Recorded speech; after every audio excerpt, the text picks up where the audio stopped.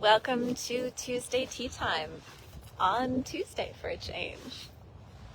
I am out in the pasture with my horses and I thought I would do a little tea time chat about time.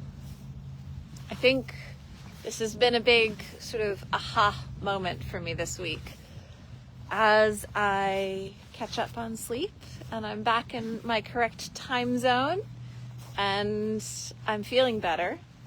I'm now able to spend more time doing the things that are important.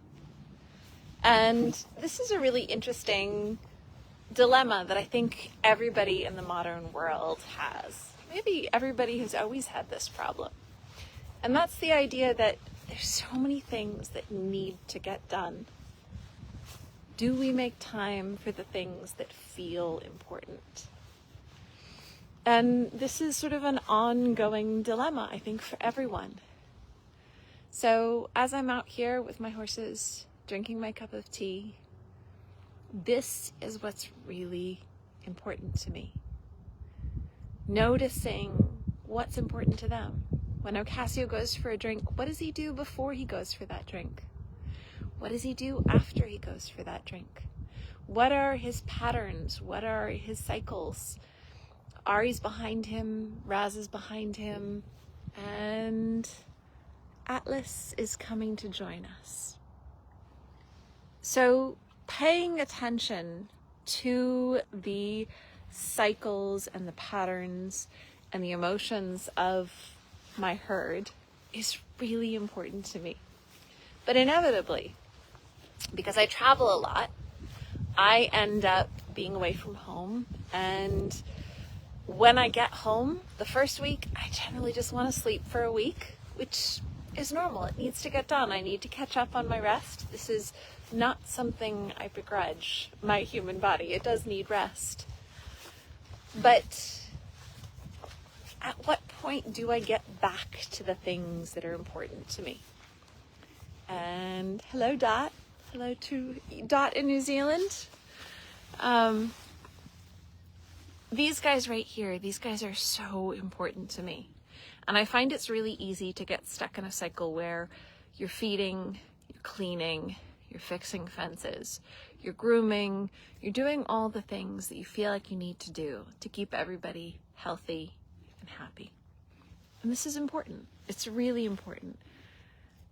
But it might not be the most important thing for your soul. And what I find is that when I can organize my life so that I have a little bit more time to spend not doing the things that are important, but being in companionship with my family.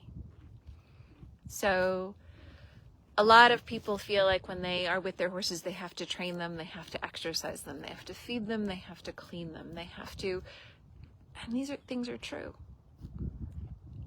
But I think we lose sight of the fact of how much we need to be also. Now, with freedom-based training, I have a very systematic way of being where I take notes every day. I learn things about my horses' patterns. I learn what they like. I learn what makes them concerned. I learn what they know that's different from what they knew last week. These are all really important things, but it's all linked to how they feel. So right here, as Ari's over my shoulder, you can hear the rhythmic ripping of the grass, the chewing of the grass. You can see his head turn a little bit left, a little bit right. These things are never exactly the same, but they will follow predictable patterns. What do I know about each horse out here? So I just started my online course. I've got 25 new students that I coach through a program. And when I start the course, I ask everybody to try and spend 6 hours a week with their horse, where they're not feeding them, They're not asking them to do anything. They're not doing all the necessary stuff. This is 6 hours that's just for experiencing life with their horses. What's normal life between me and my horse? And the irony of this is that I ask my students to do this because it's really hard for me. I've got 4 horses and a lot to do, and I'm teaching and I'm traveling, and when I finally settle, as I have this week, and I start taking an hour a day for at least one member of my herd, which is going to be Ari this time. He's the one I'm focusing on in this next course. My quality of life gets so much better. And then I wonder why I didn't prioritize that earlier. And the answer is probably because I couldn't. Probably because I really was in a bind where feeding and cleaning and exercising and building fences and mowing pastures and all of those things that are important to us always were on the top of the list. But organizing a life where the emotional components, the emotional connections between you and your family, or you and your horse, or you and your partner, this is where I think the quality of life comes in. And time matters.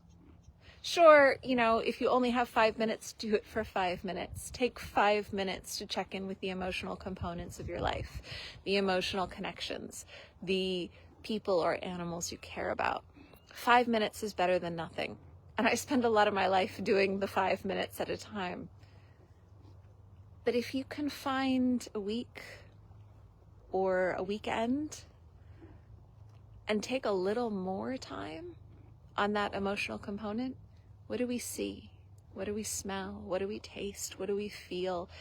Can we enjoy similar things together? Not just doing, but feeling. Now, if we can do and feel at the same time, that's great. But the ability to feel and see and smell and hear the world in harmony with another being is, I think, far more valuable than we acknowledge in the society. It's very, very easy to get caught up in the doing, and I'm not going to belittle that. Stuff does need to get done. That is a quality of life too. There's a hierarchy of needs. But if we can start realizing that the emotional component is important also. So these beautiful animals that I have with me, I'm certainly going to care for them. I'm never going to stop doing that.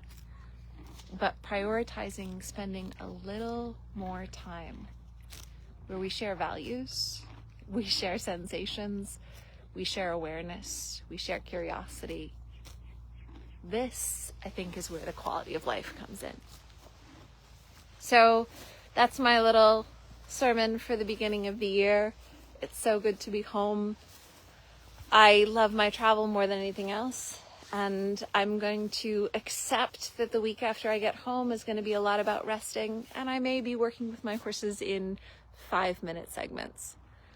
But once I'm home, it's time to put the hours in. For those of you guys who've watched my movie with Myrna, that was a relationship that changed my life. Changed my life absolutely within a year.